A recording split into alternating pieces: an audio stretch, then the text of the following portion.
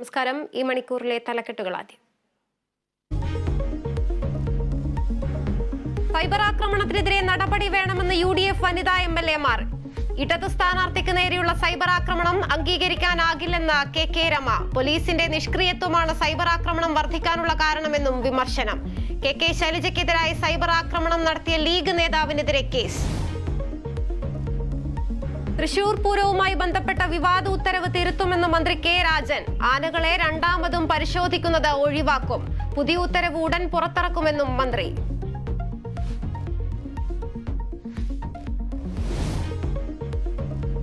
ബലാത്സംഗ കേസിൽ പ്രതിയായ പോലീസ് ഇൻസ്പെക്ടർ തൂങ്ങി മരിച്ച നിലയിൽ. സൈജു MVയുടെ മൃതദേഹം കണ്ടെത്തിയത് കൊച്ചി അംബേദ്കർ സ്റ്റേഡിയത്തിന് പരിസരത്തെ മരത്തിൽ.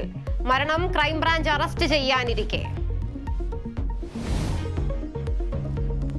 ലോക്സഭാ തെരഞ്ഞെടുപ്പ് ആവേശം ഇരട്ടിയാക്കി ദേശീയ നേതാക്കൾ. NDA സ്ഥാനാർത്ഥിക്കായി കേന്ദ്രമന്ത്രി രാജ്നാഥ് സിംഗ് കാസർഗോഡ്.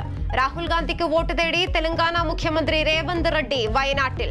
സീതാറാം യെച്ചൂരിയുടെ പ്രചാരണം വടകരയിൽ.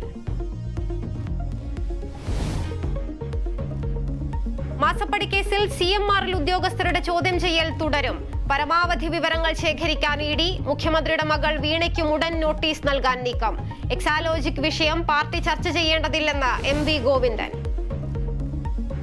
KG ജയന് സംഗീത ലോകത്തിന്റെ അന്ത്യാഞ്ജലി. തൃപ്പൂണിത്തുറയിലെ വസതിയിലും ലയം ഓഡിറ്റോറിയത്തിലും പൊതുദർശനം. സംസ്കാരം വൈകിട്ട് ഔദ്യോഗിക ബഹുമതികളോടെ തൃപ്പൂണിത്തുറ ശ്മശാനത്തിൽ.